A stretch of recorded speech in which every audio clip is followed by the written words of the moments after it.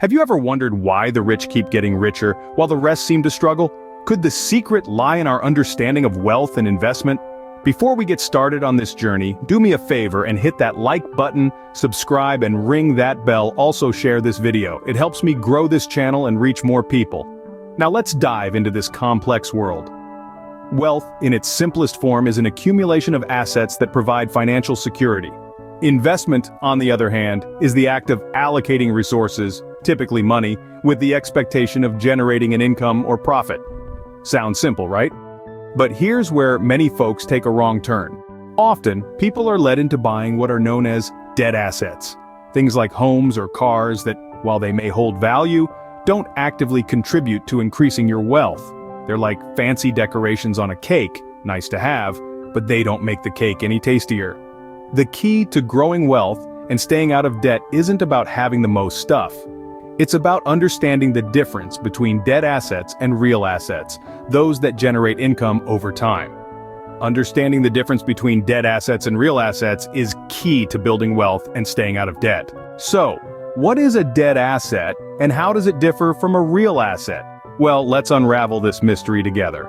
A dead asset, despite its somewhat ominous name, is simply something you own that doesn't generate income or appreciate in value over time.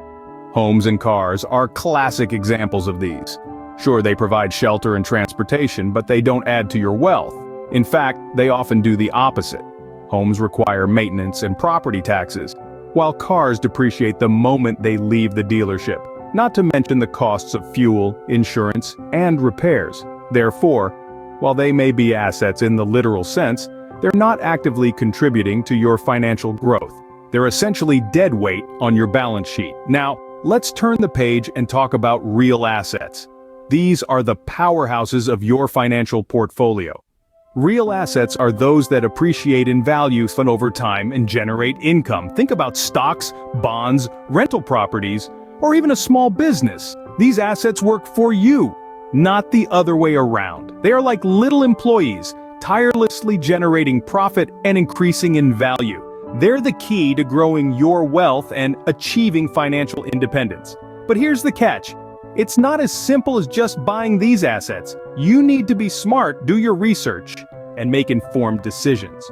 Real assets can also come with risks, and it's crucial to understand these before diving in. The world of investment isn't a get-rich-quick scheme, but a strategic game of patience, knowledge, and resilience. By investing in real assets, you free yourself from the cycle of debt and start building real wealth. You're not just spending money, you're making it work for you. You're not just a consumer, but an investor, and that, my friends, is how you step out of the matrix and onto the path of genuine financial power. You're not giving in to the 1%, you're joining them. You're not just surviving, you're thriving. By investing in real assets, you free yourself from the cycle of debt and start building real wealth. But why do so many of us fall into the trap of buying dead assets? Could it be that the 1% are benefiting from our misguided investments? Let's unravel this. The 1% have a vested interest in our investment into dead assets. Think about it. When we plunge ourselves into debt to buy homes and cars, who benefits? The banks, the credit lenders, the elite 1%. They're the ones who profit from the interest rates on our loans, keeping us tied to a cycle of debt. We're led to believe that owning these assets is a sign of success, but in reality, we're just feeding into a system designed to keep us financially powerless. We're constantly paying out while the 1% are continually cashing in. This cycle is what keeps the majority of us in debt and the 1% wealthy. To break free from this cycle, we need to start investing in real assets that generate income and build wealth. So how do we shift from being consumers to becoming investors? It's all about strategy and understanding the value of assets over time. First, we need to focus on investing in real assets, those that produce income and build wealth.